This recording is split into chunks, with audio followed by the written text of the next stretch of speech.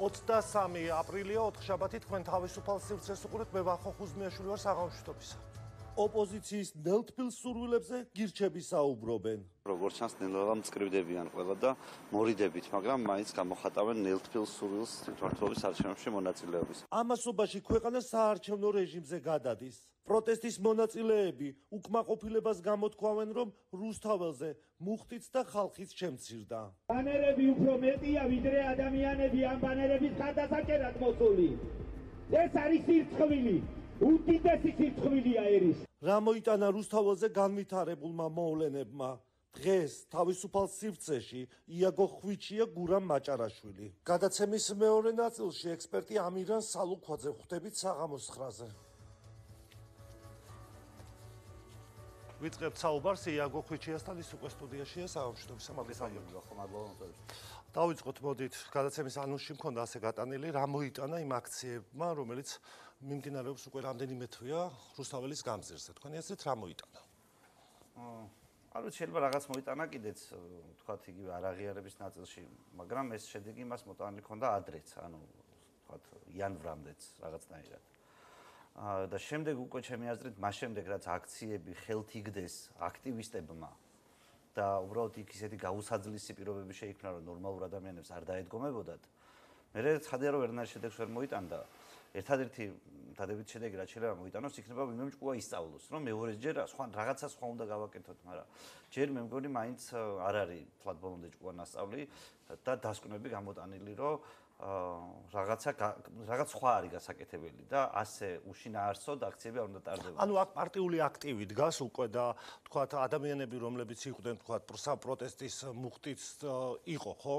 რამდენიმე ხნის განმავლობაში ახლა ეს მუხტი გამოცლილი აქვს თქვენ როგორ ფიქრობთ? პროტესტის მუხტი ამ ქვეყანაში სულ იქნება, იმიტომ რომ რამდენ შეცდომასაც ხელისუფლება დაუშვებს, რამდენ ციგიჟესაც გააკეთებენ, იმდენჯერ ხალხი გაბრაზდება ამაზე. მაგრამ მეორე საკითხია, რომ ვიღაც ადამიანებს რაღაცნაირად პრივატიზებული აქვს საპროტესტო სივრცე და არ აძლევენ ზოგადად პროტესტს განვითარების, სწორად განვითარების საშუალებას. ეს გამოიხატება იმაში, რომ მაგალითად იგივე პოლიტიკური პარტიები, განსაკუთრებით მედია საშუალებები უბრალოდ ცირკს აწყობენ ნებისმიერი პროტესტიდან, ანუ რაც უნდა უწვრთელი იყოს პროტესტი, ისე წარმართავენ ამას, ისეთი ტიპის გაშუქება აქვს ამ პროტესტს, ისე არის სტუმრების შერჩეული და ამას დამატებული, რომ არანაირი დისკუსია არ მიმდინარეობს პოლიტიკურ სივრცეში, რას ვაკეთებთ. ხვალ რამშვებით ამ საჭირო თემაზე დისკუსია არ მიმდინარეობს.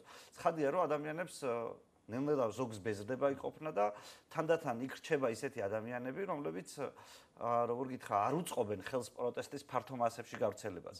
ამიტომ არის საჭირო, რომ როგორც კი რაღაცა მოხდება, ზოგადად გახსნილი იყოს პოლიტიკური სივრცე დისკუსიებისთვის, პოლიტიკური პარტიები ლაპარაკობდნენ და ნელ-ნელა იხატებოდეს ის მომავლის საქართველოს გეგმა, რასაც უნდა მიაღწიოს ოპოზიციურად განწყობილი მედია საშუალება, რაც იქ ლაპარაკი მიდის, სხვა რა გინდა. არა, ნუ ახლა ეს თქვენ ჩემზე კარგად იცით, რომ ჩვენს პროფესიებს ცუდი დღე უდგას ამ ქვეყანაში. ანუ იქიდან გამომდინარე, რომ აი დღეს სადღაც დავინახე, რომ ისინი პოლიციელი და ერთ-ერთი აქტივისტი არ ყვევდნენ მონას ვის ეძახდნენ. და ანუ უცბად რაღაცა რო დავფიქრდი, მივხვდი, რომ თუ მონას ვინმეს ეძახი, რომელიც ხელისუფლებისკენ და უფროსის დავალებას ასრულებს, თან ისეთ არაკანონიერ, ანუ სამართლოს, ან ამორალურ დავალებას, მაშინ ამას პოლიციელს დაუძახებ თუ ჟურნალისტს დიდი მნიშვნელობა არ აქვს, იმიტომ რომ თუ ზოგადად ამის გამო მონის დაძახება მოსულა, მაგრამ ფაქტობრივად არავინ არ დარჩა ქვეყნის საჯარო სივრცეში, რომელიც ვიღაცის დავალებას არ ასრულებს. და განსაკუთრებით ეს ეხება ჩვენს პროფესიებს. როგორც ჩემს პროფესიაში უფროსის დავალებებს ასრულებენ მისი ქვედა აქტივისტები, ისე შენს პროფესიაში უფროსის დავალებებს ასრულებენ ჟურნალისტები და ფაქტობრივად აი რაც კომუნისტების დროს რო ცენზურა იყო ჩვენ რო გაგვიგია. ახლა არის სხვანაირი ცენზურა. ანუ საღი აზრის არ გაჭაჭანების ცენზურა. ხო, აზრის მიუღებლობაც არის თუ რაღაცას არ ეზიარებ. აზრი ხო არ არის, ანუ რასაც სთავაზობენ მედია სივრციდან და პოლიტიკური იმიდან, რა ქვია, პედესტალებიდან, რასაც სთავაზობენ ხალხს, ის აზრი არ არის და ხალხი შესაბამისად არ იღებს ამას. და თუ არ იღებ, მე რა ხდება? იცით რა არის, რა ხდება? ჩემი აზრით ხალხმა თვითონ უნდა იპოვოს გამოჯანსაღების საშუალება. ანუ რაღაცა ერთი გზა არ უკაცრავად დავამტკიცე მე მგონი ესაც ვაპარაკობ. ანუ თუ ერთი გზა არ მუშაობს, შენ უნდა გქონდეს საშუალება რომ მეორე გზა ცადო. ამისთვის უნდა არსებობდეს დისკუსია. ამიტომ არის საჭირო თავისუფალი მედია, ხო? ამიტომ არის პოლიტიკური პლურალიზმი საჭირო, რომ ადამიანებმა ერთ აზრში არ ჩაიკეტონ, 13 წელი ერთი და იგივე არ გრძელდებოდეს და რაღაც ახალი აზრი შემოდიოდეს, მაგრამ ხელოვნურად ეს მედია სივრცე არის პრივატიზებული, მედია და პოლიტიკური სივრცე. ეს აქვს, ანუ და არის მხოლოდ ორი აზრი დაშვებული. აი, თქვათ, იგივე ოპოზიციური მედიიდან, რომ თქვათ, მათთვის პროპაგანდისტული არხია ისიც, მე სადაც მუშაობ, საზოგადოებრივი მაუწყებლის პროპაგანდისტულია, გვესმის, ხო, რომ ამას აცხადებენ. იმედის პროპაგანდისტულია და სხვები. და ის ოპოზიციური არხები პროპაგანდისტული არ არის მაშინ? არა, ჩემი აზრით, ზოგადად ნახეთ როგორ აი, არის დაშვებული არჩევენ ამ პროპაგანდისტულს. ქვეყანაში კომუნისტების დროს ხო ერთი აზრი იყო დაშვებული, რომ გაუმარჯოს პარტიას დიალენინს და ასე შემდეგ. ახლა არის ორი აზრი დაშვებული. გაუმარჯოს ბიძინას და ბიძინას დედავატირე. ანუ ეს ორი აზრი არსებობს. ისევე როგორც გაუმარჯოს მიშას, ერთი და იგივე ნარატივია. გაუმარჯოს მიშას დედავატირე. ან ეს ორი ნარატივი მოძრაობს. სხვა აზრი მედია სივრცეში არ არის დაშვებული. მიშასში გულისხმობ ამ შემთხვევაში კრეფსით ნაცმოძრაობაზე, ლელოსაც გულისხმობ, იმიტომ რომ ბელადს გაუმარჯოს. ოღონდ აი ეს ბელადი არის, რომელიც ბიძინას აგინებს და სხვები არიან ბიძინას აქებენ. მაგრამ სხვა აზრი რომ მოდი მე და შე რეფორმებზე ვილაპარაკოთ რა რეფორმა არ გჭირდება ამ ქვეყანას რამდენი 13 წელია ეს ხელისუფლება არის უბრალოდ და აი რა გახსოვს როგორც აი რამდენი ხანი არ ყოველ შემთხვევაში ადრე რა ლაპარაკობდნენ მაინც რომ რაღაცა რეფორმა ევროინტეგრაცია რაღაცა იყო რამდენი ხანია ზოგადად რომ საერთოდ არავის არ გაუგია რომ რამე რეფორმას ვაკეთებთ გარდა იმისა ერთმანეთს დაუძდევთ დასაჭერად იქ რაღაცას სულ ცუდი ნიუსები სულ დაძაბულობა ყოველდღიურად და მეორეს მხრიდან რომელი რეფორმის საჭიროებაზე გესმის საუბარი და მე მართლა სასაცილოდ მეჩვენება რომ შენ ახლა წეგავს ვაუბრობდით რომ ჩემი კოლეგები ოპოზიციიდან ის რაღაცა პროპაგანდისტ და რაღაცას მეძახიან ხო ანუ შეიძლება ვისმენთ ხო ამ თუ მუშაობ საზოგადოებრივ მაუწყებელზე პროპაგანდისტი ხარ აი რა ნამუსით აი მე უბრალოდ რა არ მესმის იცი რომ აი შენ რომ მუშაობ ტევ პირველში ან მუშაობდი მთავარში ან ფორმულაში მუშაობდი და შეიძლება გამონაკლისი წესადასტურებდეს ვიღაცა იყოს რომელსაც უფრო ნაკლებად შეიძლება ეს და ვიღაცა მეტად მაგრამ იქ იმ პოზიციიდან შენ სხვას რანაირად ეძახი პროპაგანდისტს და თუ ბიძინას პროპაგანდა არ მოსულა ხაზარაძის პროპაგანდა რატომ მოსულა ანუ რა ხაზარაძე უკეთესი კაცია ბიძინაზე და ამაზე ვიდეო დაუდია იმას ნინო ჯანგირაშვილს მათ შორის სხვა კოლეგებთან ერთად მეც ვარ რა აი ამ პროპაგანდისტებში ნინო ჯანგირაშვილი რო ხარ და ყველამ რო იცის თავის დროზე საიდან ფინანსდებოდი როგორ ფინანსდებოდი და ყველაფერი რო იცის ეხლა სხვაზე რო ლაპარაკობ ცოტა ღმერთს ხომ და შეხედვა რა უბრალოდ რაღაცები არის რომ რასაც თქვათ მე არ ვიკადრებ მაძე არ ვილაპარაკებ ასე საჯაროდ თქვათ ჯანგირაშვილებს და მისნაირებს შეუძლიათ რომ სხვაზე ილაპარაკონ და ამით ჩანს ჩემი მიეთერი მაგათგან განსხვავებით გახსნილია იაგო არა მე მესმის ან მე ზოგადად ვაფასებ იმ რაღაცა უცნაურ თავისუფლებას რომელიც უცნაურად ყველაზე მეტად აღმოჩნდა საზოგადოებრივ მაუწყებელზე და დანარჩენი ყველა კერძო არხი არის სხვადასხვა ფორმით დაცენზურებული ყველაზე ნაკლები ცენზურა არის საზოგადოებრივ მაუწყებელზე თქვენთან და მასთან ბუნებრივად რატომღაც ასე გამოვიდა აი წარმოიდგინეთ არჩენი იმედი ხო დაცენზურებულია პოსტები დაცენზურებულია ისე რომ მე იქ არც გამოვჩენილ ვარ ბოლო რამდენიმე წელი არ გამოვჩენილ ვარ წარმოიდგინეთ ანუ ასე თუ ისე მესამე ალბათ თავისუფლებით არის რუსთავიორი ოპოზიციურ არხებზე მე მგონი არასდროს არ გამოვჩენილა შეიძლება ერთ-ორჯერ ვიყავი 9 წლიან 10 წლიან ისტორიაში თავარზე ტევ პირველზე კი იცით საერთოდ ხაზარაძის ქება დიდება და ავე მარიამიდის ამწუთას მეტი სხვა არაფერი არ ხდება იმაზე რა ქვია ფორმულაზე თვეში ერთხელ კარგ შემთხვევაში გამოვჩნდებოდით ჩვენ ისიც რაღაცა ბევრი სხვადასხვანაირი ფილოსოფიების შედეგად ახლა წარმოიდგინეთ რომ თუ მეუბნები რომ მე თავისუფალი მედია ვარ მე რაღაცა დამოკიდებული მედია ვარ და ასე შემდეგ ვარ ეს ხო ტყუილი არის ანუ რა განსხვავებაა ჩემთვის მოქმედი ხელისუფლების არის ტელეარხი თუ არის ყოფილი ხელისუფლების და ორივეგან მუშაობს ერთი და იგივე სიმკაცრის ან შეიძლება ოპოზიციურ არხებზე არანაკლები უფრო მეტი თუ არა ცენზურა მაგალითად გვარამიასნაირი ცენზურა არავის არ ქონდა ჩემი აზრით და ამ გადმოსახედიდან ანუ საქართველოში ადრე თუ კომუნისტური პარტია იყო დამნაშავე მედიის თავისუფლების მოკლაში როგორც ასეთში ახლა არის როგორც სამთავრობა ასევე ოპოზიცია მე კი მაქვს ეჭვი ეს ერთი თავიდან ანუ თავრობიდან იმართება მათ შორის ოპოზიციური მედიები მაგრამ ზოგადად რო შეხედო რა განსხვავება არის აი ერთი აზრის ნაცვლად ერთი აზრი ხო აპრიორი ტყუილია როცა ერთი აზრია მარტო დაშვებული ეს იმიტომ დაშვებული ის ტყუილია თუ მხოლოდ ორია დაშვებული, ესე იგი ორივე ხო ტყუილია, იმიტომ რომ თუ შენ ტყუილს არ ავრცელებ, მაშინ რა პრობლემა გაქვს, ცენზურა რატო გჭირდება? ხო და აი ამ სიტუაციაში მე ერთადერთი გამოსავალი მგონია, რომ ქართველი ხალხი არ უნდა მოთხოვდეს. ანუ თუ იმდენი გვესმის, რომ ერთი აზრი და დანარჩენი საკრძალვა ცუდია, ორი აზრი და ისიც რაღაც აზრის პროფანაცია და დანარჩენი საკრძალვა ასევე ცუდია. ხო და ჩემი აზრით პრობლემა არის მაინც ჩვენ საზოგადოებაში. ანუ მე როგორ დავაბრალო? ახლა ეს მარტო ხაზარაძეს, ან მარტო ბიძინას, ან მარტო მიშას, ან ვიღაცას მარტო როგორ დავაბრალო? ჩვენ ხო ეს ხალხი ხო ჩვენ ასეთი ავირჩიეთ. ანუ ქართულმა ხალხმა ხო აირჩია გვარამია. ქართულმა ხალხმა ხო აირჩია ხაზარაძე, ასევე. ქართულმა ხალხმა ირჩევდა და ირჩევს მიშას. ქართულმა ხალხმა აირჩია კიდე სხვა ადამიანები, რომლებიც ამას ანუ ფაქტობრივად არ ანდობენ ქართულ ხალხს იმას, რომ თვითონ გამოიტანოს რამეში და ნაზრი. გასაგებია, მოდი რომ მიუბრუნდეთ იაგო ისევ აი ამ აქციებს რუსთაველის განზირზე, ხო? რა მივიღეთ მეთქი საბოლოო ჯამში, მაგრამ აი ვხედავთ ადამიანები ციხეში, ჯარიმები და გვესმოდა ჩვენ ზოგიერთი ლიდერის რომ მე რა ეს ჯარიმა, მე რა რომ ვიღაცა დააკავეს ვიღაცები ციხეში არიან და პოლიტიკოსები სახლში არიან ოჯახებთან ერთად, ხო? ვიღაცამ აი ამაზე ხელისუფლებას თავისი პასუხისმგებლობა აქვს, კარგზეც და ცუდზეც, რაც ქვეყანაში ხდება, მაგრამ ერთხელ მაინც ვინმე მოუწოდა, რომ ხომიცოდნენ იმ პიროტექნიკას, რომ ესროდნენ, თქვა პარლამენტს, რომ ამაზე მოყვებოდა რეაგირება, ხო? ერთი განცხადება, მე არ მომისმენია ოპოზიციონერისგან, რომ ეს დასჯადია და არ გიდათ. მე გეტყვით ჩვენ რა გავაკეთეთ. დიახ. ანუ ჩვენ ორი კვირის განმავლობაში სანდრო რაქვიაშვილი დადიოდა მიტინგზე, ჩვენი კუთხე ჰქონდა ოპერასთან და იმ ადამიანებს, რომელსაც აი ჩვენი ჯეროდათ, ჩვენ ვეუბნებოდით, რომ ნუ დგებით იქ წინ, სადაც შეიძლება შარში აღმოჩნდეთ. იმიტომ რომ ჩვენ ვერ დაგიცავთ. მე განა ხელისუფლების პასუხისმგებლობას ვერ ვხედავ ამაში. რა თქმა უნდა, მთავარი პასუხისმგებელი ხელისუფლება იმათმა დაიჭირეს. და უდიდეს შემთხვევაში, ახლა მე ყველა საქმეს არ ვიცნობ, იმიტომ რომ მათ შორის მოვისმინე დაზარალებული, ძიმედ დაზიანებული პოლიციელების შესახებ. და ამიტომ ვერ ვიტყვი იმას, რომ ყველა უდანაშაულოა, იმიტომ რომ ხა ვიღაცამ ხო დააზიანეს ხალხი და შეიძლება ბუნებრივად როგორც საათი აჩვენებს ორჯერ დღეში სწორ დროს, ისე ხდებოდეს აქაც. მაგრამ ხვალ დაკარგა სულ არაფერი პოლიციელმა. ხო, მაგრამ ანუ წარმოიდგინეთ, რომ შენ როდესაც ვერ იცავ შენს მომხრეს, ანუ არ შეგიძლია, რომ მასე გარანტია იყოს. შენ ხო მინიმუმ წინ უნდა იდგე. ვიღაცა ხო ამარაგე და პიროტექნიკით იქ არა, არ ვიცი, ვიღაცა შეიძლება თვითონ ყიდულობს. ანუ მოდი ამაზეც შეიძლება, მოდი მე ხო არ შევდივარ ამაში, მაგრამ შენ ხო წინ უნდა იდგე. ანუ შენ თუ შენი მომხრებს ვერ დაიცავ. ანუ ესენი ხო ძირითადად იყო 4-5-95-ის ამომრჩევლები. მე ჩემ ამომრჩევლებთან გეთხარი როგორც მოვიქეც ორი კვირის განმავლობაში ვიდექით და ვეუბნებოდით, რომ ხალხო ვერ დაგიცავთ.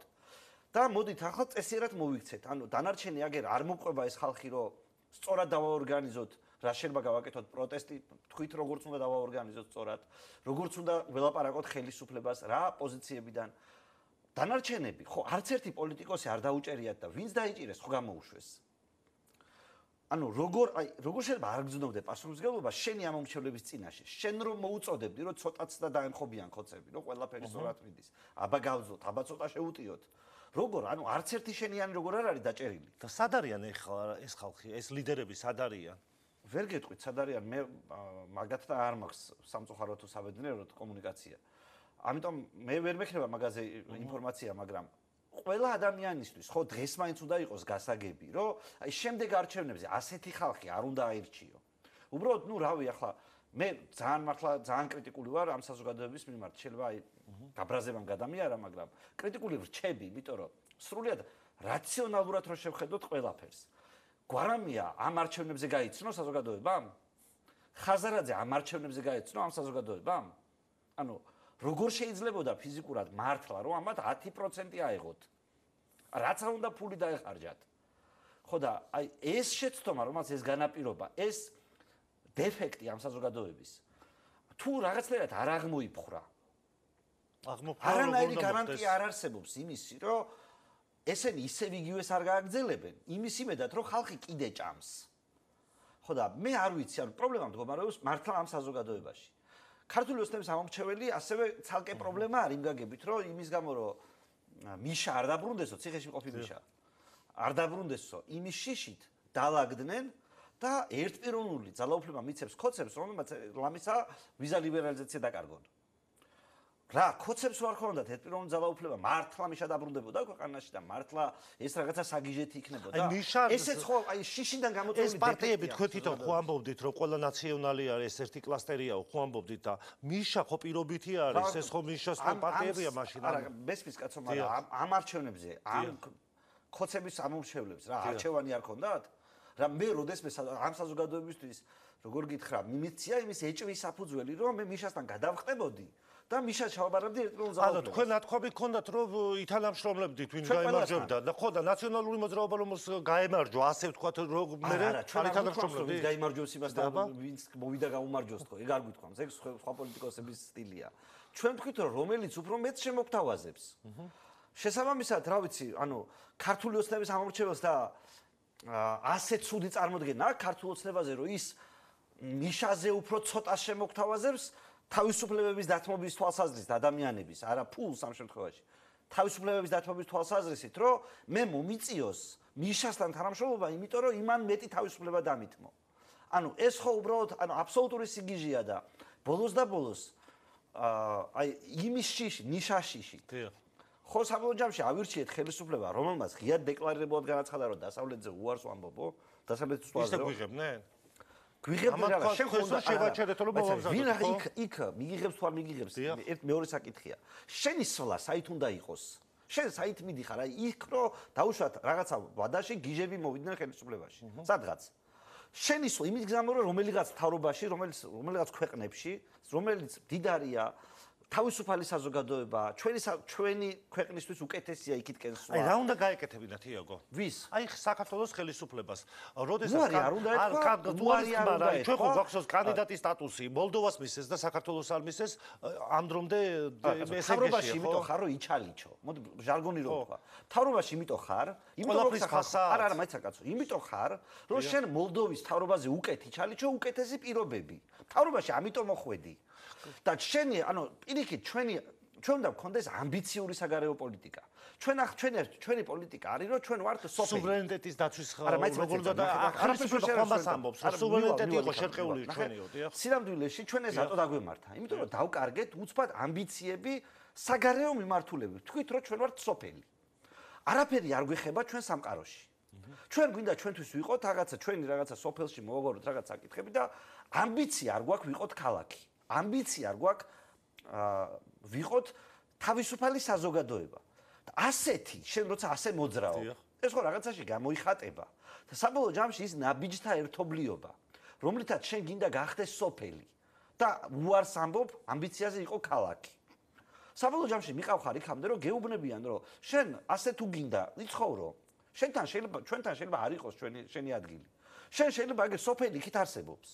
იქით არსებობს ის საზოგადოება, სადაც შენ არც ადამიანის უფლებებზე გინდა ღელვა, არც სამართლოს გამოსწორება გინდა, არც ხელისუფლების ცვალებადობა გინდა, არც რამე გლობალურ პროცესში რამენაირი როლი გინდა. იაგო, ამაზე პასუხი აქვს ხელისუფლებას, რომ ომში ჩართვა უნდათო და ჩვენო ამას არ ვიზამდითო და იმიტომ არ გვაძლევენ კანდიდატის სტატუსზე, ხო, ამას ვისმენდით. კი, ახლა თუ ეს სინამდვილეშია, თუ ეს მართლა ასე არის, რა უნდა გაეკეთებინა ხელისუფლებას კანდიდატის სტატუსი თუ 2030-ში მიგვიღონ და ჩვენ ომში წავიდეთ? თუ ეს რეალურია. ანუ ზოგადად ომში ჩართვა არავის არ უნდა და სიგიჟეა ან პირიქით ამ ხელისუფლებამ არჩევნები მოიგო იმ ნარატივით ესე რომ ვთქვათ რომ საზოგადოება დააჯერა რომ ომი მის გამო არ დაიწყო.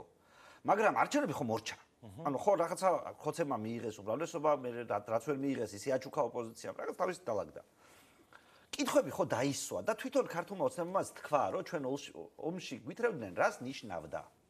ესმისე რას ნიშნავდა კონკრეტულად და არ ითქვა ის სიტყვები მათ შორის აი ითქვა რომ ისიც კი ითქვა რომ აი ელჩმაო შეგნებულად არ გამოიყენა ისეთი სიტყვაო რომ რაღაცა რომელიც ომთან პირდაპირ იქნებოდა შალვა პაპუაშვილის ბრიფინგი ქონდა მასთან დაკავშირებით თუ არ ვწდები და აღმოჩნდა რომ ომში გვითრევენ იყო ის ნარატივი რომ სოლიდარობა გამოგვეხატა რაღაცა ფორმით უკრაინის მიმართ როგორც გამოხატვა სხვა ქვეყნებთან როგორ უნდა გამოგვეხატა მეტი ყველა რეზოლუციას მიუერთდით ხო ყველაფერში.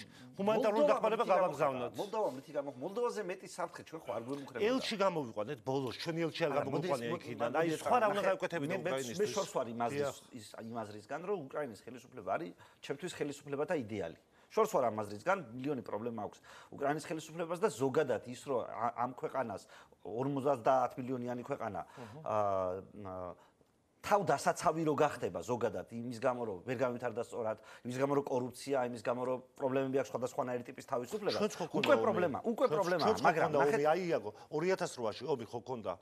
უკრაინამ რა გააკეთა იმაზე მეტი, რაც ჩვენ გავაკეთეთ უკრაინისთვის. აქ რუსეთი რო ოკუპანტი და ცუდი არის ამაზე არ დავუწყოთ. მე ამ წუთას არ ვლაპარაკობ უკრაინის მიმართ სოლიდარობის განცდით. მოდი ერთი წამი გადავდოთ ეს გვერდზე განასოლიდარული არ ვარ უბრალოდ ეს წამი გვერდზე გადავდოთ. მე ვლაპარაკობ ჩემი ქვეყნის ინტერესებიდან გამომდინარე. ანუ რაღაცა, აი რასაც შენ ომის საფრთხეს არქმევ, რომელიც არსად სხვა ქვეყანაში რეალიზებულად არ დამდგარა, არც ერთხელ ვერ ვიტყვით რომ უკრაინის გარდა რომელიმე ქვეყანაში ომი მიმდინარეობს ამ წუთას.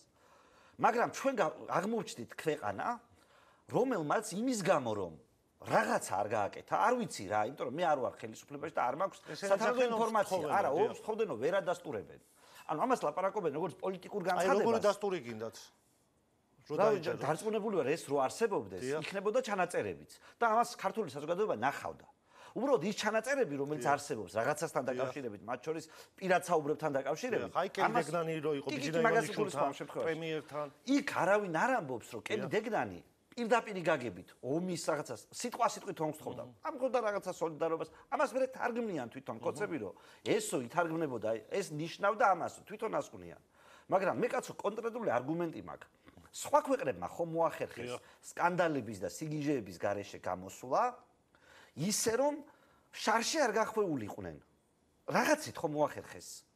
ანუ ხო გამოდის, რომ იმ ქვეყნის მთავრობებმა ჩვენს მთავრობას აჯობეს. და ქართველმა ხალხმა რო დაიჯერა, რომ მთავრობამ გვიხსნა საფრთხისგან, თორე აქ 100%-იანი ომი იქნებოდა. დიახ.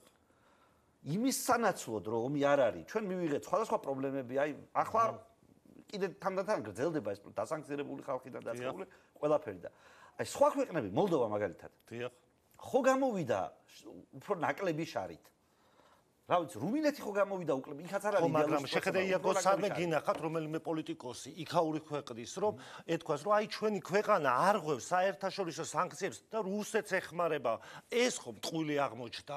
ესეთი განცხადებები აი აქაში ჩვენი ოპოზიცია. ერთი წამით. ნახე შეხედე, ოპოზიცია ყველგან ოპოზიცია ზოგან ასეთია, ზოგან ისეთია. მე არ ვიცი. ანტისახელმწიფოებრივი. შეიძლება არ ვიცი კაცო, ოპოზიციამ რაღაცა თქვაო. ჩემზე უკეთესად გაავრცელა პროპაგანდაო და მე ვერ გავავრცელე ამ ხელა რესურსით. სრული ძალაუფლებით ყველაფერზე. ეს ხო დამაჯერებელი ვერ იქნება. ანუ შენც გეჩალიჩა, ისევ ჟარგონს გამოვიყენებ, ბოდიშის მოხდით მაყურებელთან. ოპოზიცია როგორც დადიოდა, როგორც რაღაცა შვებოდა. შენ ხო უფრო მეტი ფული გქონდა, უფრო მეტი ნაცნობები გყავდა, უფრო მეტი რესურსი გქონდა. ხო და აი შენ რო ეს არ გააკეთე. პირიქით დაიწყე მოძრაობა. უფრო დაიწყე მოძრაობა იმისკენ, რომ ნეიტრალური დამკვირვებლის თვალში აღმოჩენილიყავი, რომ შენ მხარს მეორე მხარეს უჭერ. აი და ამის გამო ხო პრობლემაა იაგო, თვითონ მოხალისეები ჩასვით თვითმფრინავში და გამოუშვითო. ხო გახსოვთ იქიდანაც რა განცხადებები იყო. მოხალისეების გაგზავნა არ ყოფილა უკრაინის ხელისუფლება თხოვდა და იარაღი დაგვეხმარეთო მისთვის. მესმის, ნახე. ანუ მე რისი თქმა მინდა იცი რომ შეიძლება შენ მოხალისეები არ გააგზავნო და თქვა ახსნა მათ შორის რომ მოხალისეებს არ გავაგზავნი, იმიტომ რომ რავი შარია რაღაცა. ამის მიიღებ და მე. ხო მიიღო სხვა ქვეყნებისგან, ომი ხო სხვაგან არ დაწყებულა და იგივე შარში, სხვები ხო არ გახვეულა. საქართველოს თხოვდნენ ამას, სხვა ქვეყნებს ხო არ თხოვდნენ. ნახე ხო ჩვენ პრობლემა სად გვაქვს ამ ძელობაში. მე და შენ არ გვაქვს ის ინფორმაცია ამ წუთას. რა ინფორმაციაც ზოგადად ამ თემასთან დაკავშირებით არსებობს, ამ ინფორმაციას არავინ არ ასაჯაროებს რაღაცნაირად. და ჩვენ გვიწევს მსჯელობა ისეთი ტიპის საკითხებზე, რომელზედაც არ ვიცით პასუხი. უბრალოდ მე გეუბნები შედეგებით. ომი სხვაგან მიდის რომელიმე ქვეყანაში, არ მიდის. რომელიმე სხვა ქვეყანას, აი რომელიმე სხვა ქვეყანას, მოლდოვა კარგი მაგალითია, ანუ ჩვენთან მიახლოებული მაგალითად და სხვა შეიძლება მოვიყვანოთ. სხვა ქვეყანასთან ხო იგივე პრობლემები დასავლეთს არ აქვს. მოლდოვა ხო მაგრამ ომი ხო არ მიმდინარეობს და ანუ ეს მაკეთებინებს ზოგადად დასკვნას, თუ ქართული ოცნება მოვიდოდა, მე მაჩვენებდა ვიდეო ჩანაწერს, როგორ ეუბნება ამერიკის ელჩი. ხო იძახდნენ ამას. რომ თქვენ გეოდებათ სანქციები, გეოდებათ რაღაცები, თუ ახლა ომს არ დაიწყებთ რუსებთან, თუ ახლა ჯაველინებს არ გააგზავნით კიევში, თუ რაღაცას არიზამთ, მე გადმოვაბ ზადვარ, გურამ მაჭარაშვილი გველოდება. ეს ხო არავის არ უქმნია. თქვენი განცხადება, რომ ნელ-ნელა შეპარვით ცდილობენ, რომ არჩევნებში ჩაერთოს ოპოზიცია. რა გაძლევთ აი ამის განცდას? გეტყვი რა მაძლევს ამის განცდას. მიუხედავად იმისა, რომ თავის დროზე მე მგონი ყველაზე კაფიოდო თქვა პეტრეცის კარიშვილმა, რომ ჩვენ არ მივიღებთ მონაწილეობას და მე რაღაცა აი მსგავსი სიმკვეთრით თქვა ეს ლევან ხაბეიშვილმაც. ლევან ხაბეიშვილმა ჩემთან სტუმრობის დროს დაადასტურა, რომ მათ არასოდეს არ უთქვამთ მტკიცებით ფორმაში, რომ არ მიიღებენ არჩევნებში მონაწილეობას. უბრალოდ ეს არ უთქვამს. გახარია, არ გეტყვითო ამასო. ჯერ დრო არ არისო. ჯერ დრო არ არისო. ლელომ საერთოდ არ არის ეს საკითხი მნიშვნელოვანიო. ჩერგომ ასევე დებატების დროს მითხრა, რომ ისო რა ქვიაო, მეო ჯერ იმედი არ გადამწურვიაო ამ არჩევნების, ამ იმისო აქციებისო, ახლა პროტესტები მიმდინარეობსო, ესო დო შედეგს გამოიგებს, მაგრამ და სანამ არ გადამეწურება იმის იმედიო, მანამდე არ მივიღებ არჩევნებში მონაწილეობასო. ხვალ შეიძლება გადაეწუროს. უკვე დღესაც შეიძლება გადაწურული კონდეს, არ ვიცით. წარმოიდგინე, რომ ეს 4 პარტია, რომელიც აქ არის, არ ვიცი კიდევ ვინმე არ მინდა გამომრჩეს. 5 პარტია თქვი უკვე, რომელიც აქ არის. არც ერთმა მათგანმა ჩემთან საუბრის დროს საჯარო სივრცეში არ დაადასტურა, რომ ის არჩევნებში არ მონაწილეობენ. სადღაც რომელიღაც რუყიო ეთერში რაღაც წამოიწოლეს. ეს არ გაუჩეს. კიდევ უფრო უარეს თქვათ არ შეუქმნის აზრს მოსახლეობას. ერთ დღეს როცა ამბობ, რომ აი არ შევალთ იქ, არ ვაღიარებთ აი ამ CSKO-ს არჩევნებს და ხვალ რომ ისევ არჩევნებში მიიღებ მონაწილეობას, აი პოლიტიკაზე ნდობა არ აქვს ჩვენს მოქალაქეებს, ხო? კიდევ უფრო არ გაუარეს ეს. ჩემი აზრით ამ ხალხმა ანუ ვერ ახსნიან ესენი პოზიციას, რომ რატომ არ მივიღებთ არჩევნებში მონაწილეობას. განსაკუთრებით დედაქალაქის არჩევნებში. ჩემი აზრით, პრობლემა ამაში არ არის. პრობლემა იცი რაში მდგომარეობს, რომ ესენი ყველა მიიღებს არჩევნებში მონაწილეობას. აი ყველას ეყოლება ყველაზე ღირსეული მერობის კანდიდატი, მაგალითად გახარია იქნება ხაზარაძე, შეიძლება მელიაც იყოს. ღირსეულები არიან ეს? არა, სხვა რაღაცას ვამბობ. ანუ ჭყალებში ღირსეული მათი განმარტებით. ნაცვლად იმისა, რომ ახლავე შეთანხმდნენ, ვიღაც არაპოლიტიკურ პატიოსან კაცზე. თქვენ ამას ამბობთ ხოლმე ხშირად. ხო, ან თქვენი მაყურებლისთაც ვიტყვი, რომ ვიღაც პატიოსან კაცზე, რომელზედაც უბრალოდ არ არსებობს ესეთი ტიპის კომპრომატი, რომ ხალხი დედას აგინებდეს. და რომელზედაც მხარდაჭერა არც ერთი ამ პარტიის ამომრჩევლისთვის, ჩემი ამომრჩევლის ჩათვლით, არ იქნება უხერხული. ასეთ ადამიანს ახლა უნდა ვარჩევდეთ. აი ის ოპოზიციური მედიები, სახელმწიფოების ამ შემთხვევაში არ გულისხმობთ, რომ იმათ სხვა მიზანი აქვთ. ოპოზიციური მედიები, რომლებიც ამ არჩევნებს ახლა ვითომ აშუქებენ. სინამდვილეში ამ წუთას იმ ბალამუტის ნაცვლად, რაც ეთერში მიმდინარეობს და უბრალოდ მაყურებლის უპატივცემლობაა, რაც ახლა ოპოზიციურ არხებზე ხდება, უნდა იკრიბებოდნენ გვალი მაგიდის გარშემო, უნდა პატიჟებდნენ პოლიტიკოსებს, უნდა იყოს დისკუსიები, ვის ვთხოვოთ ქართული საზოგადოებიდან, მათი რეპუტაციული ადამიანებიდან, რომ დაეხმაროს ქვეყანას ამ კრიზისიდან გამოსვლაში, რომ იქნება ხოცების ხელისუფლება შეიზღუდოს დედაქალაქის არჩევნების წაგებით მაინც, რომ აზე მოვიდნენ და ქვეყანა არ გადაჭახონ იმ როგორ გითხრა ხრამში, რომელიც ჯერ შეიძლება გამოიხატოს ვიზა ლიბერალიზაციის დაკარგვაში, თუმცა ეს ისეთი სწრაფი პროცედურა, როგორც ჩემთვის არის ცნობილი არ არის, მაგრამ რა მნიშვნელობა აქვს, როდესაც ხო დადგება. ან რაღაცა სხვა უფრო დიდი შარში, რომლის შედეგებსაც მე შეიძლება ერთი თაობა დაჭირდეს გამოსასწორებლად. მადლობა იაგო ხვიჩიას და ხაზი არის ბატონი გურამ მაჭარაშვილი ხალხის ძალიდან საღამოშვიდობისა ბატონო გურამ მადლობა ჩართვისთვის. ახლა იაგო ხვიჩიასთან საუბრობდით იმაზე, რომ უნდათ თუ არა ჩვენს თქვათ ასე ვთქვათ პარტნიორებს იმ ქვეყნებს, საიდანაც გვესმის ხოლმე კრიტიკა, რომ საქართველო ჩართულიყო ომში. იაგო ხვიჩიამ თქვა, რომ მტკიცებულებები ვერ დადო საქართველოს ხელისუფლებამო. თქვენ რა პასუხი გაქვთ ამაზე? მოგესალმებით, ახო მივესალმები საზოგადოებას.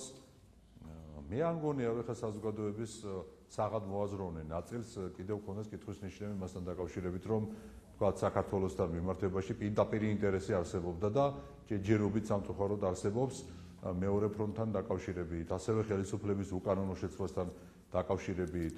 სხვა ყველაფერს ლოგიკურ მსჯელობას რომ თავი დავანებოთ, მათივე განცხადებებია, პირდაპირი განცხადებები, რავი, რა მტკიცებულება უნდა დაიდოს, როცა უკრაინის ხელისუფლების ჩამწკრივებული და ყველა თანამდებობის პირი არსებული თუ უკვე წასული თანამდებობიდან პირდაპირ გვეუბნებოდა, რომ ყურდღლები ხართო ვერ იწყებთ ომსო. თქვენ არა ხართ ის მთავრობაო, არისტოვიჩო პირდაპირ განაცხადა პრეზიდენტის მრჩეველმა, რომ ომი დაიწყოთო და მოვა აგერ სააკაშვილი, რომელიც დაიწყებს ომსო. პირდაპირ ციტირებ მის სიტყვებს. აგერ გონჩარეკომ გითხრა, რომ დეპუტატი არის საკანონმდებლო ორგანოზე უკრაინაში, რომ მეორე ფრონტი უნდა გახსნათო. აგერ აქაურმა NGO სექტორის წარმომადგენელმა საერთაშორისო გამჭვირვალობის ხელმძღვანელმა პირდაპირ თქვა, რომ ეხლა გამოჩნდაო რაღაც შესაძლებლობის ფანჯარაო და ჩვენ უნდა აფხაზეთში შევიდეთო. უშიშროების საბჭოს მდივანი დანილოვი, ვინც არის არ ვიცი ხა არის კი არა არის თუ არა თანამდებობაზე უკრაინაში, ასევე მან თქვა, რომ უნდა გაისეირნოთ ქართველებმა აფხაზეთშიო და შეგვეშველოთო უნდა ბავშვების და მოხუცების დახოცვაშიო. ამერიკის ბაკეინის ინსტიტუტის დირექტორი ქალბატონი ფარკასი, რომელმაც პირდაპირ თქვა, რომ მე რა რუსები შემოვლენო საქართველოშიო, მაგრამ თქვენ გამოცდილება გააქვთო პარტიზანული ბრძოლისო და მე რა ამასო თქვენო დაიწყებთ ბრძოლასო და ჩვენ გვერდში დაგიდგებითო და უკრაინას როგორ დაუდგენ გვერდში ჩვენ ხედავთ. და უამრავია ასეთი მაგალითი. აქაური ეგრეთ წოდებული ნაცმოძრაობის ყოფილი თუ რა ვიცი არსებული წევრები უგულავიდან დაწყებული, ჭიაბერაშვილით დამთავრებული, უსუფაშვილით გაგრძელებული, ყველა მაგას ამბობდა, დიახ, ომი გვინდა, დიახ, ჭირდება ომი და ასე შემდგომ. ამაზე მეტი მტკიცებულებები რა უნდა დაიდოს. ამას გარდა ფაქტია და მოცემულობაა ის, როდესაც საქართველოსთან მიმართებაში ინტერესი პირველი იქნებოდა ბუნებრივია. ეხლა იქ რუმინეთზე იყო საუბარი თუ სწორად გავიგე და სხვა ქვეყნებზე და ეხლა უხერხულია ამაზე ეხლა კამათი რომ ეხლა რუმინეთში რუსეთის ინტერესი ომის დაწყებასთან დაკავშირებით და საქართველოში ერთი და იგივეა. რუმინეთში რომ ომი გააჩაღოს ეხლა რუსეთმა იქ ძალიან დიდი არგუმენტები უნდა ქონდეს. მოლდოვაზეც საუბრობდა, აი მოლდოვა როგორც მოიქცა. ბატონო? მოლდოვა როგორც მოიქცა, მოლდოვაში რა სიტუაცია გვაქვს, ჩვენ კარგად ხედავთ, ხო? როგორ მოიქცეო მოლდოვა SNG-ს წევრია? შევიდეთ SNG-ში? SNG-ს წევრია მოლდოვა და რა შევიდეთ? კორუფციის ჭაობია იქ საერთაშორისო ინსტიტუტები აფასებენ და კორუფციაში ჩავიდეთ? ანუ რეგრესი განვიცადოთ? რა ეგ არ მგონია რომ რელევანტური შედარება იყოს ახლა. ანუ უკრაინას გვადარებდნენ. აი ეს კარგი მაგალითია. აი როგორც უკრაინა ებრძვისო მაკეინის ინსტიტუტის დირექტორმა თქვა რუსეთსო, აი ესე უნდა იყოთო თქვენო. დემოკრატიაო ვითარდება უკრაინაშიო, საქართველოში დემოკრატია უკან მიდისო. ანუ სადაც არის ომი, თურმე იქ არის დემოკრატია, სადაც არის მშვიდობა, იქ არ არის დემოკრატია. აი ეს იყო მათი პირდაპირი ნარატივი და ამაზე მეტი მტკიცებულებები რა შეიძლება იყოს. ბატონო გურამ, სააღდგომო ეპისტოლე, რომელიც გაავრცელა ხო საქართველოს საპატრიარქომ, მაგალითად თქვენმა ოპონენტებმა ეს პირდაპირ თქვეს, რომ ასეთი განცხადებები გააკეთეს, რომ ეს საპატრიარქოში კი არა და პატრიარქის დაწერილი კი არა, ქართული ოცნების დაწერილიაო, ხო? ასეთი განცხადებებიც მოვისმინეთ, როცა პატრიარქი საუბრობდა მშვიდობაზე. ნუ უკვე გადადის მარაზმში ფანტაზიები ნაცმოძრაობის და მისი ლიდერების. ეს იმის ნიშანია ზუსტად, როცა პოლიტიკაში უკვე აღსასრული დადგა ნაცმოძრაობის და მისი ანასკლეტების, უკვე დღე-დღეზე არიან და ეხლა უკვე მიედმოედებიან პატრიარქის ეპისტოლესაც ვერ კითხულობენ და ზოგადად ნახეთ პრობლემა რა არის. სიტყვა მშვიდობა აღიზიანებთ. მშვიდობა სიტყვა აღიზიანებს ამ ხალხს. არ უნდა მშვიდობა, იმიტომ რომ მშვიდობა რო იყოს ესენი ვერასოდეს ხელისუფლებაში ვერ მოვლენ. ეს არის მათი პრობლემა. ამათვის ტრადიცია არის გამაღიზიანებელი. მშვიდობა არის გამაღიზიანებელი. რაც არის სიკეთესთან დაკავშირებული, ყველაფერი გამაღიზიანებელია ამ ხალხისთვის. აი ზუსტად ეს არის ამათი ნარატივი, ამას ვამბობ, ზუსტად რომ ბუნება არის ამ ხალხის, რომ არიან მოწოდებულები ბრძოლისთვის, ომისთვის, დაჩაგრისთვის, შეურაცხყოფისთვის, უბედურებებისთვის და ასე შემდგომ. მათი ბუნებაა ასეთი. ეს იყო ხელისუფლებაში ყოფნის დროსაც და სამწუხაროდ მე კიდევ უფრო გაგრძელდა და ამიტომ გვინდა ზუსტად რომ აი ამ პოლიტიკურ ძალას და არა მხოლოდ ნაცმოძრაობას მასთან დაკავშირებულ ნებისმიერ პარტიას არ უნდა ქონდეს საფუძველი რომ პოლიტიკაში იყოს, იმიტომ რომ გაცხადებული, დეკლარირებული ზიზღი აქვს საქართველოს სახელმწიფოს მიმართ და ამას არ მალავენ სხვათა შორის.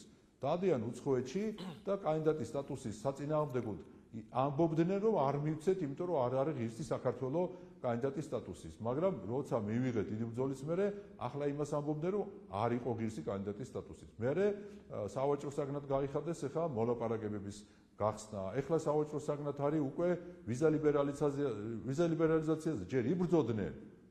გვახსოვს ძალიან კარგად დელეგაცია ნაცმოძრაობის წარმომადგენლები იბრძოდნენ რომ არ მიიღოს საქართველოს როგორც კანდიდატის სტატუსი.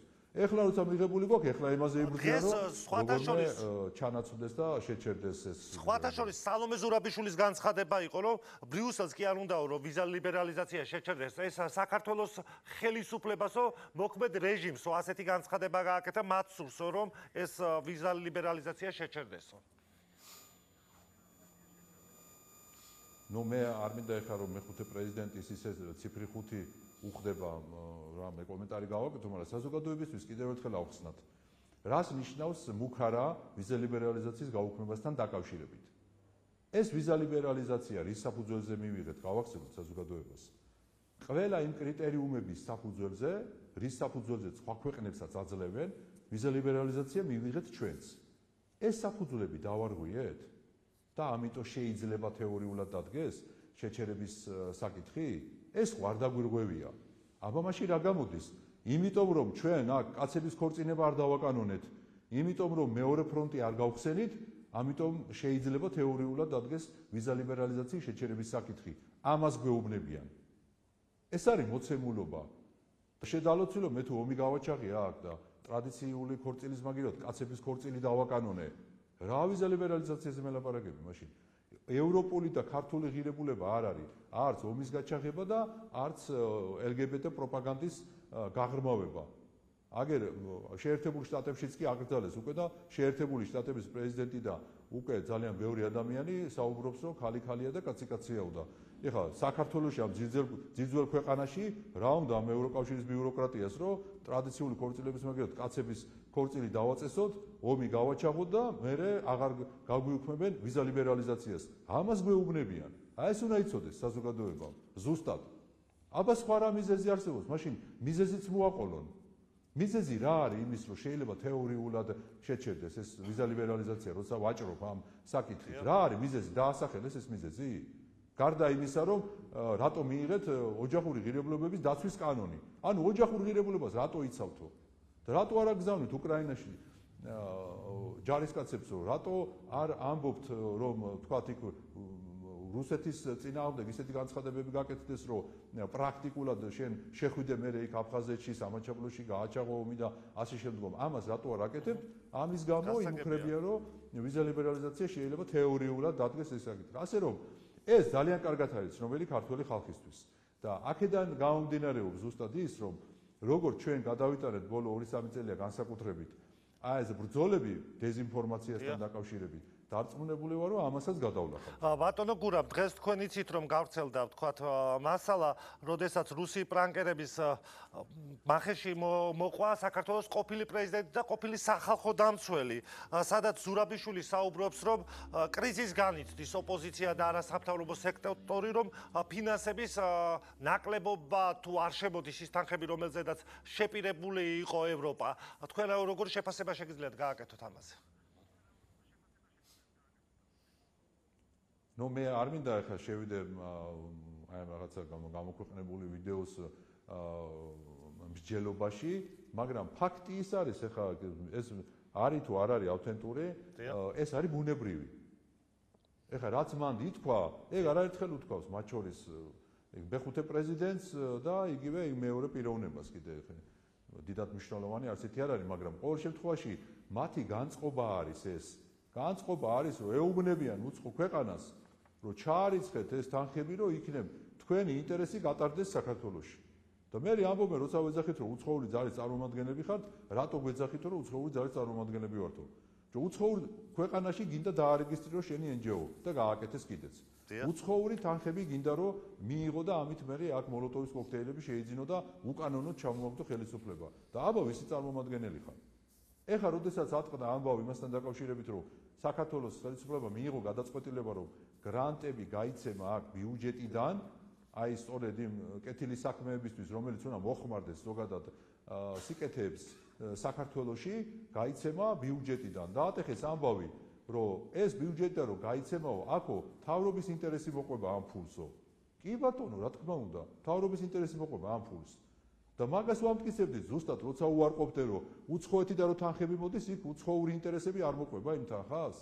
თვითონვე აღიარეს ის, რასაც ჩვენ გვედავებოდნენ და ასაც ჩვენ ამბობდით რომ უცხოური თანხები რომ მოდის იმას უცხოური ინტერესი მოყვება როცა გვიმტკიცებდნენ რომ არა მარტო თანხებს რიცხავენო და სხვა ინტერესი იმათ ვარ გააჩნიათო და საქართველოს მთავრობა თუ რიცხავს ბიუჯეტიდან ფულს და ბუნებრივად იქნება ის საქართველოს მთავრობის ინტერესი რა თქმა უნდა უცხოური ინტერესი იქნება როცა უცხოური ფული მოდის თან იმ განსხვავებით რომ საქართველოს მთავრობას და ხელისუფლებას ხალხი ირჩევს და იმ უცხოურ ძალას ხალხი არ ირჩევს ხალხის ნების საწინააღმდეგოდ ირიცხება ის ფული და ის ინტერესიც ხალხის ნების საწინააღმდეგოდ შემოდის იქიდან ეს იყო ზუსტად მიზეზი რაც ტრამპმა ჩაწერა თავის ბრძანებაში რომ USAID მილიარდობით არიგებდა თანხებს სხვადასხვა ქვეყანაში სხვადასხვა ქვეყნის პოლიტიკაში ჩარევის მიზნით აი ეს დაგვიმტკიცა ზუსტად ამერიკის პრეზიდენტმა გასაგებია ბატონო გურამ ბრძანებაში და შესაბამისად ეხა ბატონ გურამ ასევე მინდა კითხოთ ეუთოს გენერალური მდივნის ვიზიტთან დაკავშირებით მაგალითად ნაციონალური მოძრაობის ერთ-ერთი ლიდერის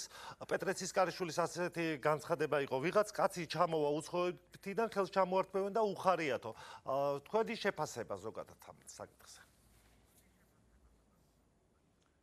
ну ესეც არის წყალწაღებული პოლიტიკოსის განცხადება ხო ეხა ვიღაც კაცი არის ეუთოს გენერალური მდივანი და მართლა ვიღაც პოლიტიკოსი უილსონი რომელსაც ამერიკაშიც მე მგონი საერთოდ არ იცნობენ ის არის თურმე საქართველოსთვის ლეგიტიმაციის მიმნიჭებელი და იქ ევროპარლამენტში ასევე გაურკვეველი წარმონაქმნები ევროპარლამენტარების სახით ხო ამ ხელა საერთაშორისო ორგანიზაციის გენერალური მდივანი არის ვიღაც კაცი ასევე ევროსაბჭოს გენერალური მდივანი არის ვიღაც კაცი სხვა შორის გავიხსენოთ რომ ევროსაბჭოს გენერალური მდივანი რო იყო საქართველოში ასევე თქვა გახარია ეს ვიღაც კაციაო გაურკვეველი პიროვნება ჩამოვიდაო და მე რამდენიმე თვეში თვითონ შეხვდა ამ გაურკვეველ პიროვნებას აი ესეთი ორმაგი სტანდარტების ხალხია ამ კოლექტიურ ნაცმოძრაობაში და მათ მიმდინარეობაში იმიტომაც აქვს ის რეიტინგი რაც აქვს ზუსტად მათ შორის თავისი ამორჩეველში იმიტომ რომ დღეერთია და 10 ტყუილს რო იტყვი დღევანდელი საზოგადოება გაზრდილია და ძალიან კარგად ხედავს ამას. სულ რომ ასე ვთქვათ, ვასკლავები მოუწყვიტო საზოგადოებას, თუ ტყუილში ამდენჯერმე დაგიჭირა, ის აღარ დაგიჯერებს. და ეს ტყუილები უკვე მოკლე ფეხებიც აღარ აქვს, საერთოდ ფეხები აღარ აქვს, ისე ტყუილს საუბრობენ.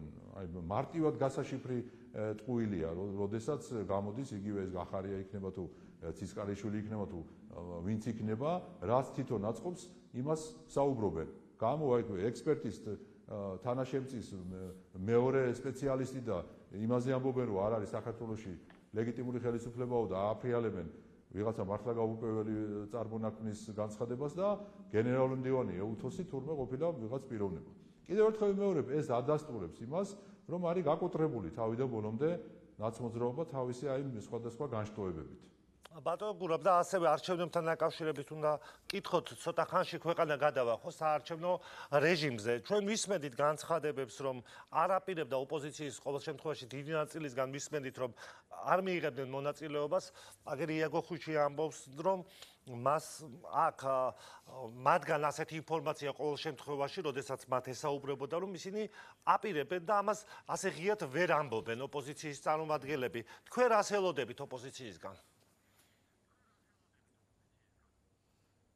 ну მოცემულობა ის არის ვახო რომ ხა რა გადაწყვეტილებას უნდა ველოდებოდეთ როცა თვითონ არიციან იმიტომ რომ მათი პატრონები რას ეთქვიან იმაზე არიან დამოკიდებულები ეს ხო თქვა პირდაპირ გიგი უგულავა საქმე ისე მიდის რომ უცხოეთიდან გვეთქვიანო რომ მიიღეთ მონაწილეობაო და მოგვიწევს რომ მივიღოთ მონაწილეობაო ამაზე მეტი როგორ აღიარონ ახლა აღიარეს რომ ახლა ველოდებითო ჯერ არ ვიცითო რას გვეთქვიანო იქიდან უცხოეთიდან ჩვენი პატრონებიო რას გადაგვეკიდეთო ჩვენც არ ვიცით მივიღებთ თუ არ მივიღებთო და მიიღებენ თუ არ მიიღებენ ამას არსებითი მნიშვნელობა არ აქვს. ეხლა როცა ჟანგბაძეა მიერთებული და ბოლო წუთებს და დღეებს ითვლის ადამიანი, ხო ბუნებრივია ის ანდერს თუ დაწერს თორე ეხლა მეტი პერსპექტივა უნდა ქონდეს, ხო იმ ადამიანს. აი ესეა ზუსტად ნაცმოძრაობა, აი რაღაცა ბოლო ჟამის პერიოდი აქვს. ეხლა დარწმუნებული ვარ რომ ეს დიდხანს არ გაგრძელდება, ალბათ სულ რამდენიმე თვე და ეხლა ის მიიღებს არჩევნებში მონაწილეობას თუ არ მიიღებენ მონაწილეობას, არანაირი ამას მნიშვნელობა არ აქვს, დარწმუნებული ვარ, რომ არ მიიღონ მონაწილეობა, ბევრი პარტია გამოჩნდება, რომ მიიღებს მონაწილეობას. ხა ობიექტურობისთვის უნდა ითქვას, რომ ამ შემთხვევაში იაგო ხვიჩია და მის პარტია თავიდანვე აფიქსირებდა, რომ რა თქმა უნდა მიიღებდნენ მონაწილეობას თვითმმართველობის არჩევნებში, ზოგადად პარტიის არსი აბა რა არის. თუ არჩევნებში არ ღებულობ მონაწილეობას, მაშინ უნდა ემზადებოდე რევოლუციისთვის, რასაც ხოთაშორის ასევე აღიარებენ. ეს არის მათი ყველაზე დიდი, ასე ვთქვათ, ნაკლი პოლიტიკაში, რომ იმ კრიმინალურ მიზნებს პირდაპირ აღიარებენ. რომ ამბობენ, რომ ჩვენ არჩევნებით ვერ მოვალთ, ხო ხედავ, ვერ მოვდივართ არჩევნებით. ამიტომ რა დარჩა? აჯანყება, არეულობა, ომი, უბედურება, რევოლუცია. აი ეს არის პირდაპირ თანამას ამბობენ. ხო, გვარამიამ რამდენჯერმე თქვა ეს ეთერში და არც დაუმალავს, ხო და ბევრ სხვას კიდე. რომ ვერ მოვალთ ჩვენო არჩევნებით ხო და რა აზრი აქვს რომ მივიღოთ, ამიტომ უნდა სხვა გზები ავირჩიოთო და ეს არის მოცემულობა ამ სხვა გზებს, რა თქმა უნდა, სახელმწიფო არ მისცემს არავის ამის საშუალებას, იმიტომ რომ ქართული სახელმწიფო არის შემდგარი სახელმწიფო. ძლივს პრაქტიკულად მოიპოვეთ ჩვენ სუვერენიტეტი ბოლო 2-3 წლის განმავლობაში და ამიტომ ბუნებრივია რომ ამის საშუალებას რა გარეულობა მოაწყონ, არავინ არ მისცემს. მადლობა ბატონო გურამ ჩართვისთვის. გურამ მაჭარაშვილს უსმენთ ხალხის ზალიდან და სტუდიაში შემოგვერთა ბატონი ამირან სალუქვაძე, ანალიტიკოსი. საღამოშიდობისა ბატონო ამირან, მადლობა. დავიწყოთ მოდით გარედან და მე შემოვიდეთ ჩვენს ქვეყანაში. აი ამ სოფლიო გადალაგების თუ არ ვიცი რა უწოდოთ იმას, რომ ცდილობს ყოველ შემთხვევაში ამერიკის ახალი ადმინისტრაცია რომ ჩააქროს უკრაინაში ის ვითარება რაც არის. მოლაპარაკებები არ შედგა ლონდონშიც, ესეც ცნობილი არის. თუ თქვათ ეს ომი არ დასრულდა, როგორ ფიქრობთ, რამდენად დაწყმარდება ჩვენი ქვეყანა ამ რეჟიმში მოგვიწევს ჩვენ კიდევ ყოფნა, რამდენად არის ის გარე თქვათ ფაქტორები, რამდენად აისახება ჩვენს ქვეყანაზე?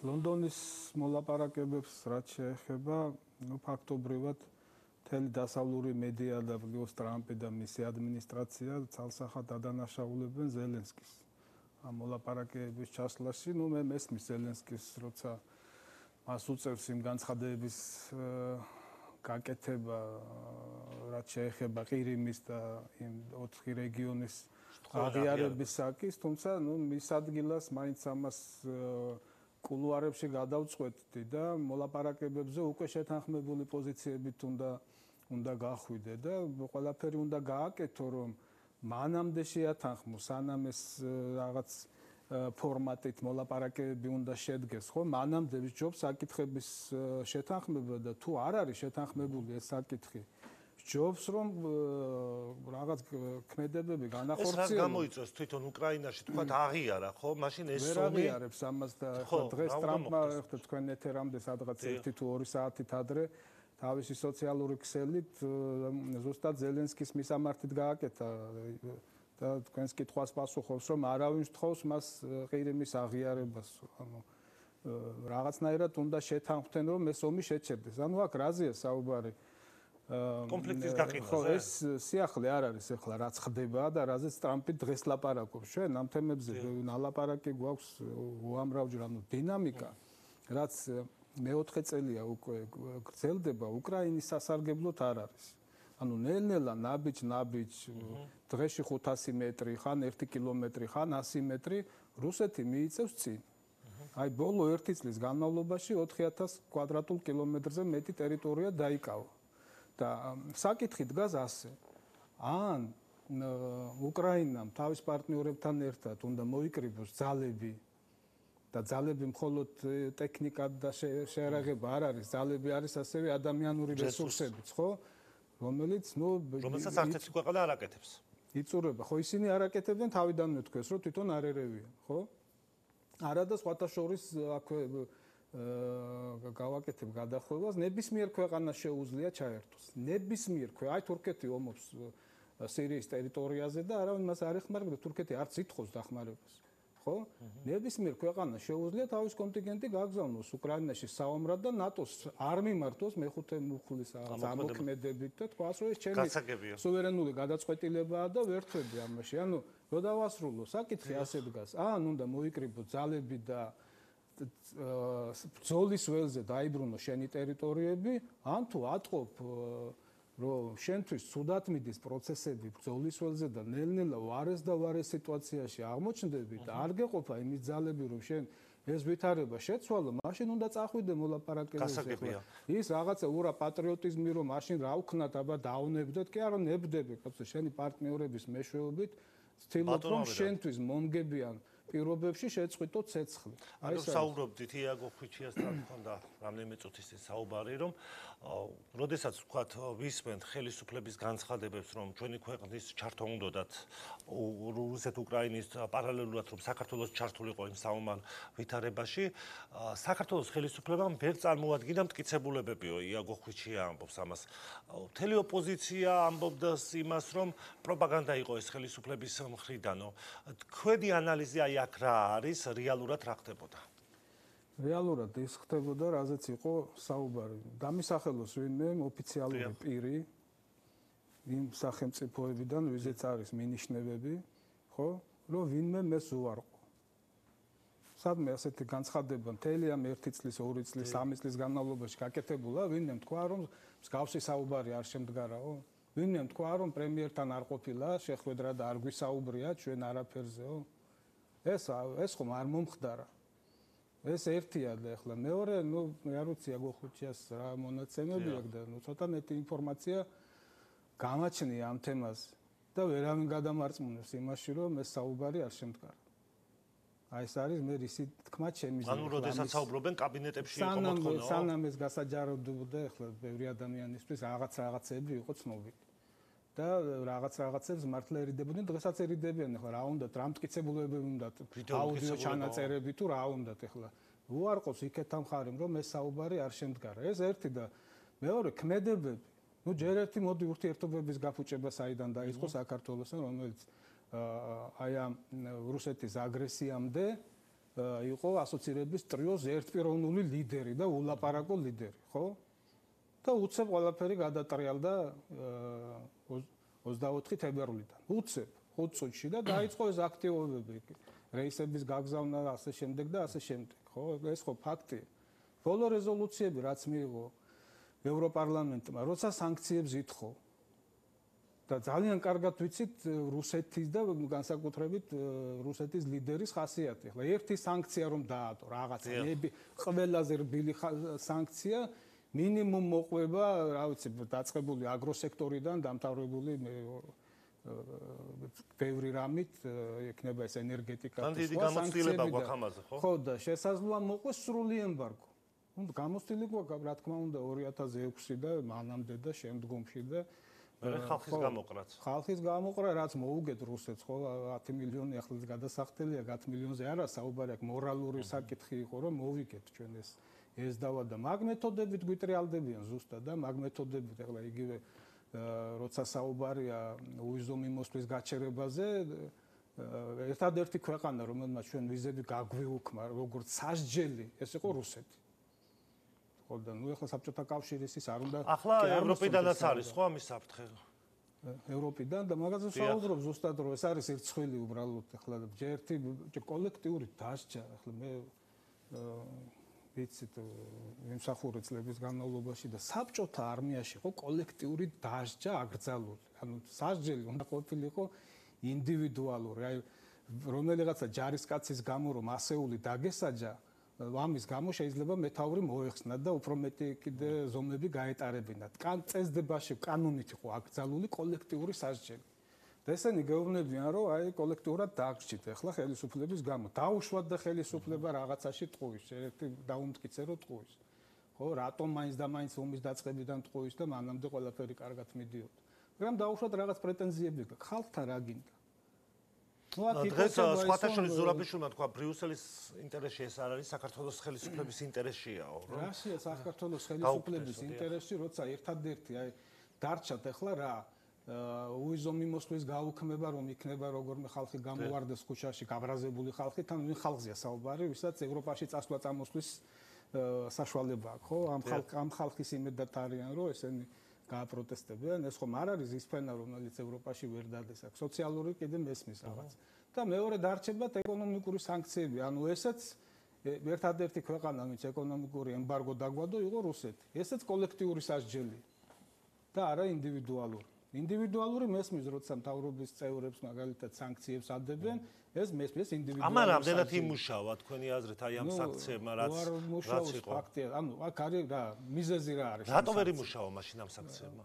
იმიტომ ვერ იმუშავა, რომ ეს ხელისუფლება ან კონკრეტული პირები რომ ყოფილიყვნენ რაღაცაზე წამსვლელი, რასაც ითხოვდნენ, მაგას სანქციების გარეშეც გააკეთებდნენ. ახლა როგორ ფიქრობთ, არიცოდნენ რომ ადრე თუ გვიან შეიძლება აქამდე მისულიყო, რომ არ საუბრობდნენ ამას არ ნიშნავს რომ არ ქონდათ ის გათვლა რომ სანქციები მოყვებოდა. ის მოლოდინიც არის რომ კიდე რაღაცაზე წავლენ. უვიზო ახლა არ მგონია ძალიან დიდი სისულელე იქნება ეს ევროპის.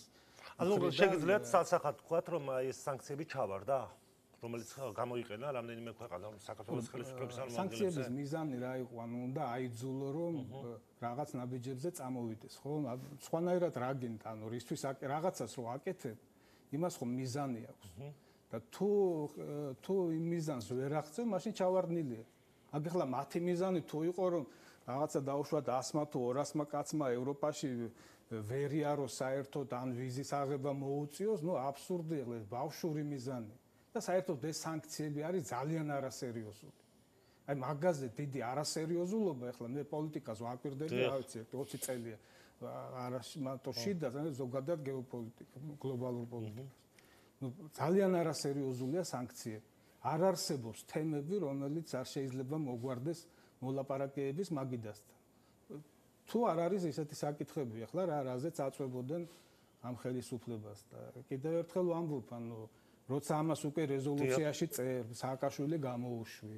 ანუ ერთად ერთ პაკეტში, აი ეს 4-5 პუნქტი ახლა არ მახსოვს, ეს იმდენად შეუთავსებელია, ხო, რაშვაშია სანქციებს ითხოვ, რომ დაუწესო რუსეთს და იქვე წერ რეზოლუციაში, რომ მიხეილ სააკაშვილი უნდა გამოუშვი. აი რა კავშირში ერთმანეთთან, როცა ამაზე ერთ რეზოლუციაში თუ ადამიანის უფლებებზე საუბარი, მიიღე რაღაც ცალკე რეზოლუცია, რომელიც ადამიანის უფლებებს ეხება. ეს რას ნიშნავს, რომ არ იცნობენ ჩვენ ქვეყანას და ისე ზედაპირულად იღებენ? არც ქვეყანას მაგაზე სოციალში დავწერი ამას წინათ, რომ 2 საუკუნეზე მეტი რუსეთმა ვერ შეიცნო. დღესაც ახლა ის გამოყავთ ექსპერტები, გაგებაში არ არიან, რა ხდება საქართველოში და საერთოდ ქართველების გაგებაში არ არიან. არის რაღაცა მცირე ჯგუფი, იყო კულტურის წარმომადგენლები, ინტელიგენციის, ასე ვთქვათ, რუსეთის,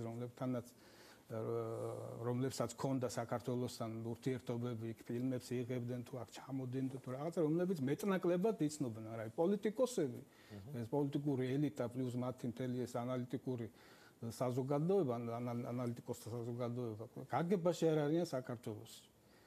და ანალოგიურად ევროპაც, ანუ 30 წელზე მეტია ვერ შეგვიცნეს, ისინი ვერ ხვდებიან, რომ ესე დასჯა ვიღაცის გამო, ეს რომ აიღო ერი დასაჯო, რომ აი მე შენ რაღაცას გიგრძალავ, ეს ყოველთვის უკვე ეფექტის ის არის. ღე არ იყო ისეთი პრაქტიკულად ბოლო დროს, ვიდრე ვთქვათ, წინა ადმინისტრაცია წავიდოდა ამერიკის, რომ საქართველოსზე რაღაცა განცხადება არ გაკეთებულიყო, აგერ რამდენი ხანია ხო მოვიდა ახალი ადმინისტრაცია, ჯერ ასეთი ვთქვათ, პირდაპირი განცხადება საქართველოს მისამართით არ გაკეთებულა.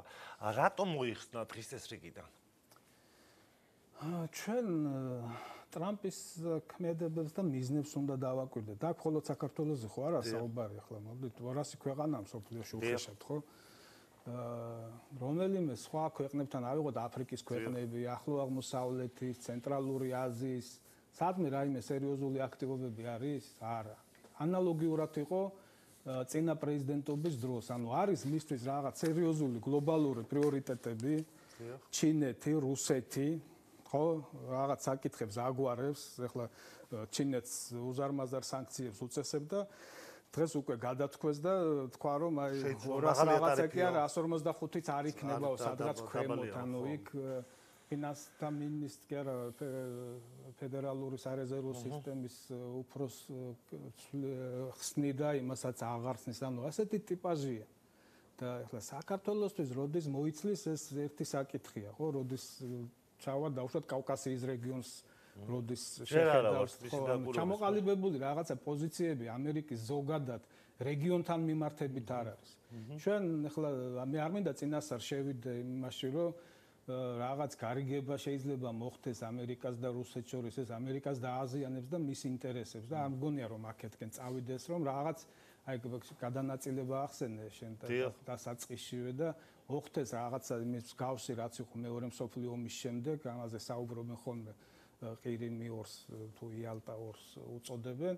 რომ აიღონ და ეხლა რუკა დახაზონ ხელახლა და ჩვენ სადღაც ჩვენი ნების გარეშე სადღაც მოვხვდეთ, იმიტომ რომ ჩვენ ეს სურვილი რო გქონოდა, რომ ყოფილიყავით სხვა გავლენის ზონაში, იქ ვიყავით და იქედან გამოსვლას არ მოვინდომებდით და ეხლა თუ ამას ამერიკა ესე გადაწყვეტს უჩვენოთ, ეს ამერიკის გადასაწყვეტია და თუ არა და აქედან გაცხადებულია და ყველა, რა ვიცი, მზად არის იმისთვის, რომ ამერიკასთან გადაიტვირთოს ურთიერთობები და არა თუ აღვადგინოთ რაც იყო, არამედ უფრო განვავითაროთ და უფრო წინ წავიწიოთ ჩვენს ორმხრივ თანამშრომლობის მიმართულებით. მადლობა რომ მოხვედით და მიიღეთ გადაცემაში მონაწილეობა. ამირან სალუქვაძეს უსმენდით, ანალიტიკოს. ჩვენ ამით უნდა დავასრულოთ დღევანდელი პირდაპირ ეთერი. შევხვდებით უკვე ორშაბათ საღამოს 9-ზე. მშვიდობიან ღამეს გისურვებთ. კარგად გრძანდებოდეთ.